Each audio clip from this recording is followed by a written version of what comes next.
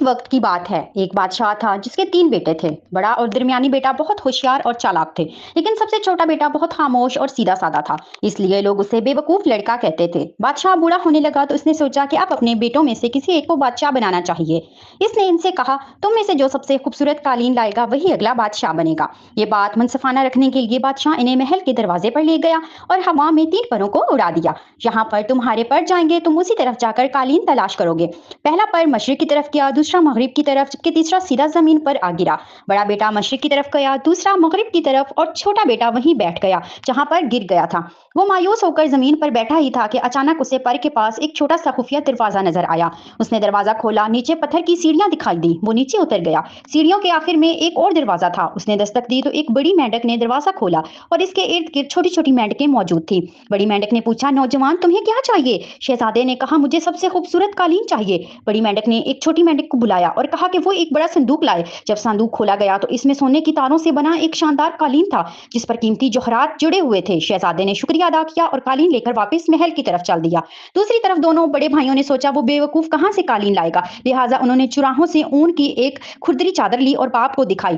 बादशाह ने सबके कालीन देखे। बड़े बेटे ने खुरदरा कालीन, दूसरे ने मोटा कपड़ा, जबकि छोटे बेटे ने जो जब अपना सोने का कालीन खोला तो सारा महल जगमगा उठा। बादशाह हैरान हो गया और कहा, तख्त और ताज छोटे बेटे को दिया जाएगा। मगर दोनों बड़े बेटे नाराज हो गए और बोले, ये इतना बेवकूफ है, ये बादशाहत कैसे संभालेगा। एक और मुकाबला करवाया जाए। बादशाह ने कहा, ठीक है, जो सबसे खूबसूरत सोने की अंगूठी लाएगा वही वारिस होगा। 3 परों को फिर उड़ाया गया। पहले 2 पर फिर मशरिक और मगरिब को गए, तीसरा पर जमीन पर गिरा। छोटा शहजादा दोबारा नीचे मेंढक के पास गया। बड़ी मेंढक ने इसकी बात सुनी और एक छोटी मेंढक को भेजा जिसने एक चमकती हुई हीरों की अंगूठी लाई जो अंडे जितनी बड़ी थी और रोशनी में चमक रही थी।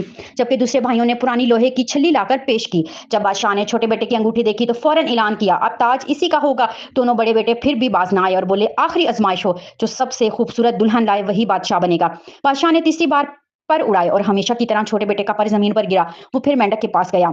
मेंढक ने कहा, मेरे पास कोई हसीन लड़की तो नहीं, लेकिन ये एक ले जाओ। इसने इसे एक खोखली गाजर दी जिसे 6 छोटे चूहे खींच रहे थे। शहजादा हैरान हुआ, मैं ये कैसे ले जाऊं? मेंढक ने कहा, जल्दी मत करो, एक छोटी मेंढक को अपने साथ ले जाओ, बाकी सब खुद ही हो जाएगा। शहजादे ने एक छोटी मेंढक उठाई। रास्ते में मेंढक ने कहा, मुझे अपने हाथ में थाम लो। शहजादे ने ऐसा ही किया और अचानक वो मेंढक एक निहायती हसीन लड़की में बदल गई। गाजर सोने की गाड़ी बन गई और 6 चूहे खूबसूरत घोड़े बन गए।